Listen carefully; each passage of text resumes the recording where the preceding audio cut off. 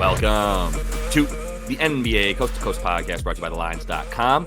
Nate and Josh coming to you guys with 7 games here on Tuesday after a pretty decent Monday slate as well. We are going to be looking at best bets in this video, also looking at play of props in the other one. Clean sweep as we sit here and wait for this Nuggets game, which is just wild to conclude. It is on pace to get over in that one, but wild times right now as the Nuggets, defending champs, down by 13 as we're recording this to the Raptors. It is Monday night, so we're getting ahead of these things for you guys, but want to make sure to like and subscribe to that page and continue to follow along all season with us. Also want you to head to thelines.com and use up all this content that we're putting up on the site right now for you, including the state of North Carolina officially able to bet as we talked about yesterday as well. So congrats and welcome. Let's go ahead, Nate, and jump right into your first best bet here and keep the good times rolling. Yeah, we got Mini at the Los Angeles Clippers, and I'll take the points here with the Wolves +7. A lot of points for against a Clippers team that is just not playing elite ball right now and doesn't seem to care if they are, because they're just waiting for the playoffs. I mean, they have right now a 45% chance to just beat the number 4 seed. Not a lot of movement possible here, whereas Mini is going to try to hold the ship here and could finish 1 through 3 depending on how well they play without Cat.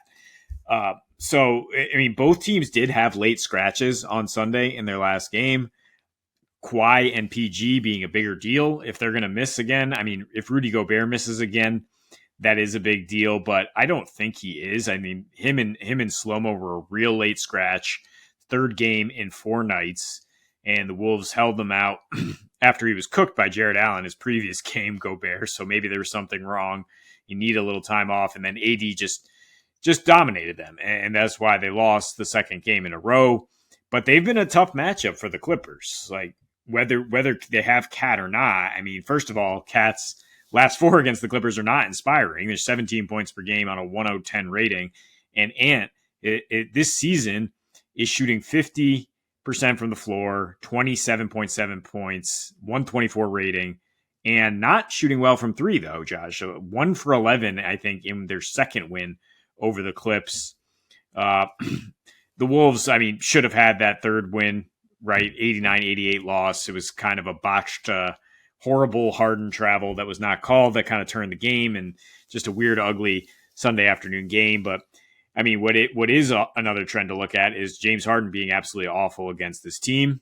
The Clippers, I mean, why is this such a tough matchup for them? It's because they're already a team that doesn't put a lot of pressure on the rim, and if you're not able to do that against the Wolves, I mean, not that you're going to be able to score over Gobert, but you got to be able to mix it up. I mean, it's such an aggressive team that is not going to allow you to isolate and score that easily.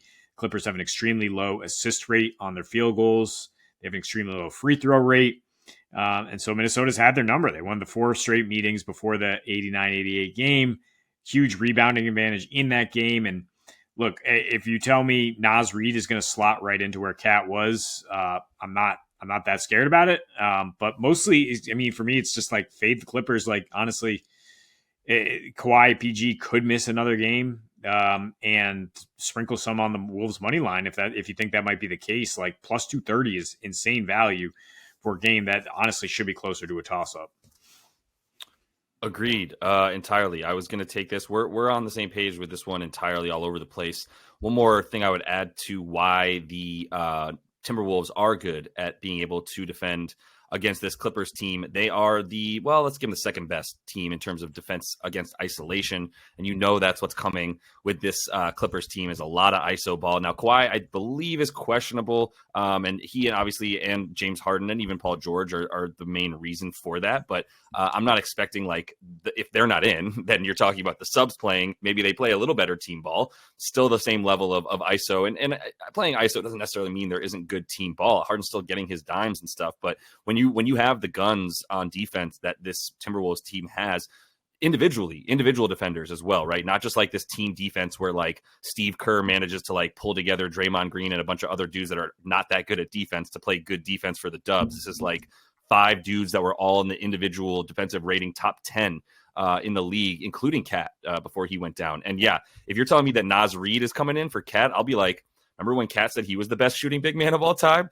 Naz Reid's like, well, let me go ahead and make 7 of 10 threes or whatever in like the first 3 quarters of their last game without him. So yeah, they're going to be perfectly fine on offense with Naz Reid in there. It's still hilarious to me that dude went undrafted. I guess people didn't need a 6'10" dude who can defend the rim and shoot threes for some reason, but what a good re-sign for them as well. So let me move on here to a game that, I mean, you got to be a real sicko to watch this one, but it's Washington at Memphis, and Washington actually started as underdogs in this game because they don't deserve to be favored against anybody unless you're the Memphis Grizzlies G League squad, right? Because right now the injury report for the Memphis Grizzlies, I won't even read off the dudes that you know are already on there, like the Desmond Baines and Brandon Clarks, but Jaren Jackson Jr. is out. That's bad. John Conchar, questionable. Scottie Pippen Jr., doubtful. Lamar Stevens, recent pickup, also questionable after like 2 games with this team. We've also got Yuta Watanabe out still. It's just crazy. I mean, I don't even know if they picked him up and don't even want to play him. And then we've got Vince Williams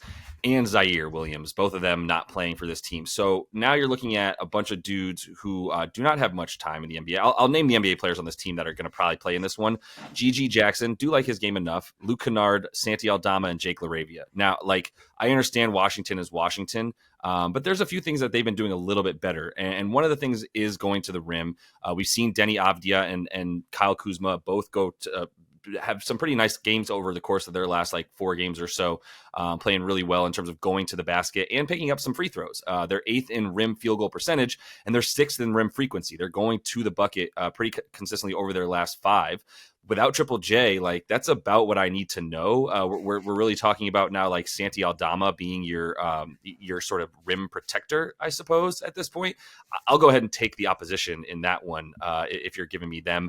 I guess Wenyen Gabriel did play 22 minutes in their last game, the cast-off that couldn't make this Lakers squad, and now he's back in the league because of being needed that badly, right? And so that's not going to fare well either. And then the other dude who may have a future in the league, Trey Jemison, like none of the people who are watching this have probably heard of most of the dudes I just said. So that's all I need to let you know. The last game that they played against OKC, if OKC wasn't bombing threes, 21 of 47 from deep, they probably could have kept going to the paint where they did score 46 points down low, 66% field goal percentage when they got down there. And this is a Memphis team that obviously, like, you know, as recently as even after the Steven Adams trade, still at least prided itself on being a unit that could like limit you down low. And as a result, could at least sell out a bit on the 3-point line, and just not the case anymore. There's just no rim protection back there. So I do think guys like Avdia and Avdicha and also Kyle Kuzma are going to still go to the basket somewhat at will, right? And there's going to be a lot of offensive rebound chances. And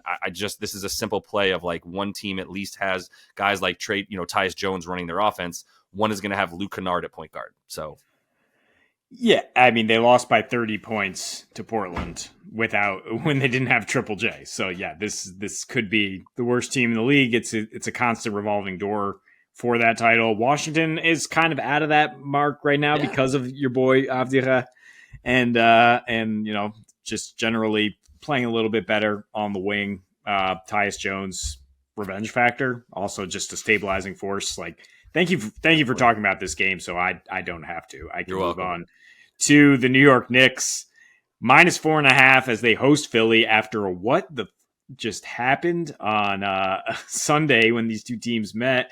And it was probably the lowest scoring game we've seen since the Knicks-Cavs playoff series last year. But and to add to your Minnesota thing, the Clippers had the lowest total with a win this season when they won 89-88 before the Philadelphia 76ers won 79-73. And Philly, snaps an 8-game losing streak when they were missing Maxey. They do get Maxey back tonight, it looks like, but it also looks like the Knicks are getting OG Anunoby back, which is bad news for Tobias Harris if he's going to be the guy lining up against OG. Also, I mean, look, one team has pretty much sucked for a couple weeks here. The Knicks have just been not healthy. Like the Sixers, they suck. I mean, without Joel Embiid, they're just they cannot rebound. They cannot guard the paint. They've done a good job flying out to the 3-point line, limiting 3-point attempts. But really, I mean, how much did they just get lucky that Dante and Jalen Brunson combined for 19% in this last game, right? I mean, now the Knicks are going to be out for revenge. They're going to be out for a very key win in terms of their standing. I guess there was a little bit of a letdown spot after they just pummeled the Magic. Got that wrong because I thought they were looking more ahead to Philly. It turns out it had happened in reverse. They overlooked Philly, and now they have their attention. Now they're back at the Garden.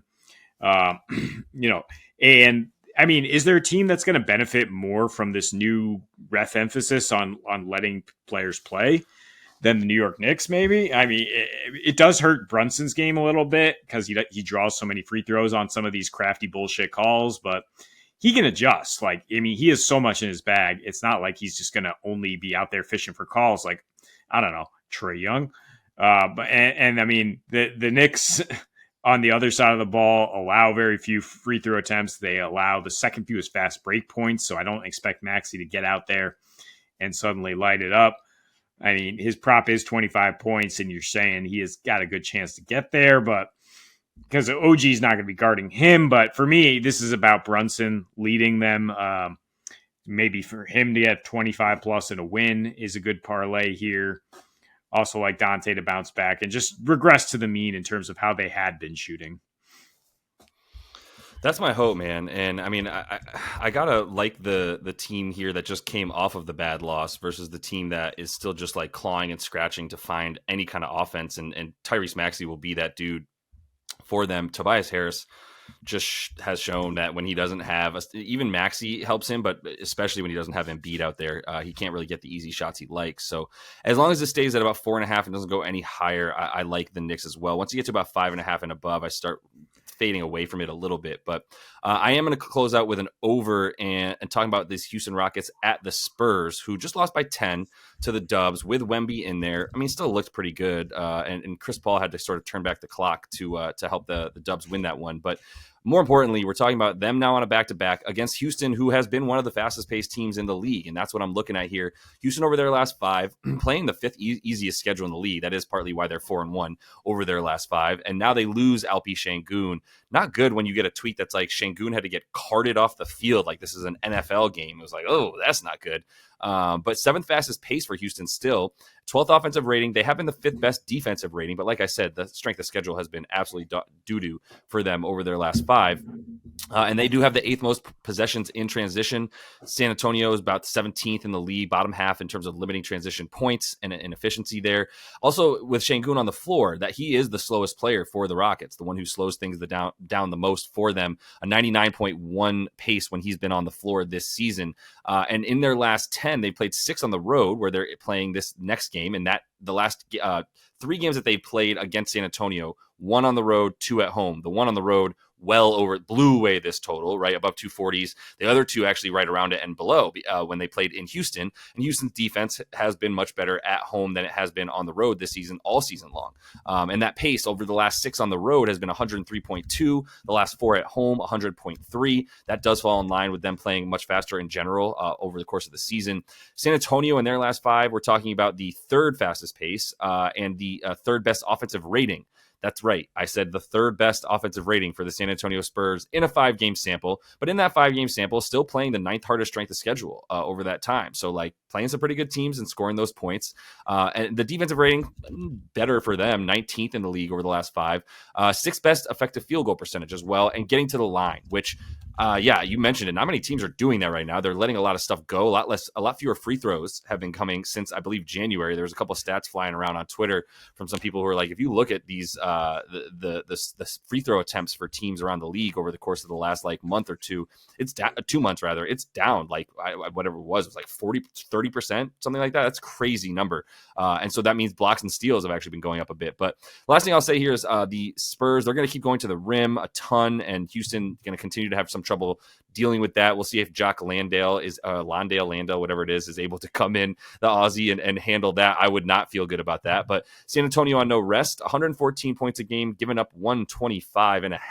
Now, I do know that Wemby has not played in quite all of these back-to-back games, as we know, for a lot of this season. He's a huge part of that defense, and he was in tonight. But They're still 7-3 to the over, going over by about 6.5 points per game when they play on no rest this season for the Spurs. So I don't expect there to be a lot of defense for them. Not sure who they're going to be even throwing out there with the wonky way that they handle their lineups this season, but I do feel good about these points for both of them combined. Yeah, I'd be surprised if Wemby plays on a back-to-back, right, after missing a couple with the ankle. Like, why push him? They've been cautious all year, and he's shown some stuff. Why push him on a back-to-back, especially with Şengün out? It's not like he has to deal with the guy or try to bounce back after Şengün just dismantled him in the last meeting. 8 games without Wemby this year for the Spurs. No game has been lower than 237 in terms of the total. So they will play faster as well, 101.5 pace, Yep. and they score 120 without him. So yeah, this could get up and down and be surprisingly open court. An open court game with the two bigs potentially out. I just have to circle back because my money stat I never got to with the Knicks. They are 23-3 against teams below 500 this year. And if you consider the Sixers now the quality of a team below 500, they should get this win before they go on their West Coast road trip. Yeah, the bully Knicks. That's a really good point to bring up because that stat has been flying around and people are like, damn, so they're not winning in the playoffs. And I'm kind of one of those people. But that is the end of this one. We've for best bets, definitely make sure to like and subscribe to that page. You can also check out the play up props that we have up for you. And until we see you next, happy betting.